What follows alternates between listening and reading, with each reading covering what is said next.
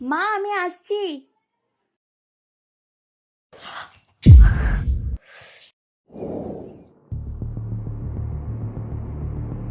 এটা আপনি কি করলেন মা? আপনি জানেন না আমি ইন্টারভিউ দিতে যাচ্ছি? কেন করলেন আপনি এইসব? যেটা করেছি বেশ করেছি। মা হয়ে কখন কি করতে হবে তুমি সেটা আমাকে শেখাতে এসো না। আপনি জানেন আপনি যে কাণ্ডটা করলেন সেটার জন্য আমার কতটা ক্ষতি হতে পারে? আপনি কেন করলেন মা? ক্ষতি? ক্ষতির কথা তুমি মুখে এনো না। তুমি আমাদের পরিবারে এসে যা ক্ষতি করার তা ক্ষতি করেই দিয়েছো। এর থেকে বড় ক্ষতি আর হয় না। কি? এই বাড়িতে এসে আমি ক্ষতি করেছি? আচ্ছা আসুক আপনার ছেলে, কতটা ক্ষতি করেছি আর কি কি ক্ষতি করেছি সবের হিসাব নেব। আমার ইন্টারভিউ আছে বলে, না হলে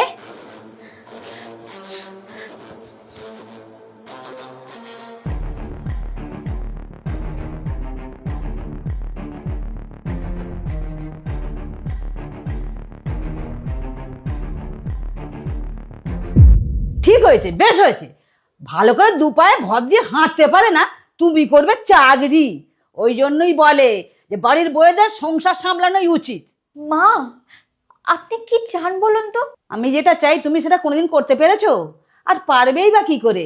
যদি বাপের বাড়ি থেকে শিখে আসতে তাহলে আর বলতে হতো না। সব সময় আমার বাপের বাড়ির তুলনা করেন কেন বলুন তো? আমার মা আমাকে কি শেখায়নি বলুন তো? সকালে আপনার চা দেওয়া থেকে শুরু করে রাতে আপনার ওষুধের জল দেওয়া অবধি সবটাই তো আমি করে দিই। তারপরেও কি? তুমি কাজ করো বলে আমাকে কথা শোনাচ্ছ? ওটাই তো বাপের বাড়ি থেকে শিখে এসেছো, দুটো কাজ করবে আর চারটে কথা শোনাবে। আপনি আমার সাথে এরকম কেন করছেন মা? এর আগে তো আপনি এরকম আমার সাথে করেননি কোনোদিনও। যা বলার আমার ছেলেকে বলবো, তোমাকে কেন বলবো? কিন্তু মা,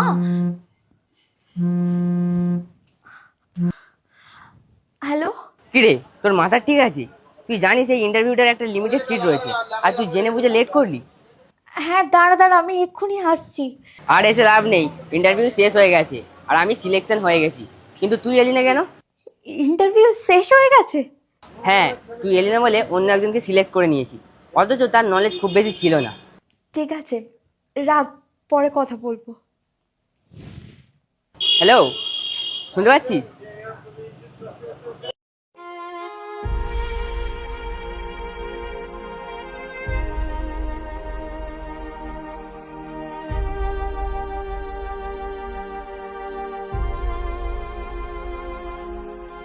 পায়েল, তোমার কি মাথা খারাপ হয়ে গেছে?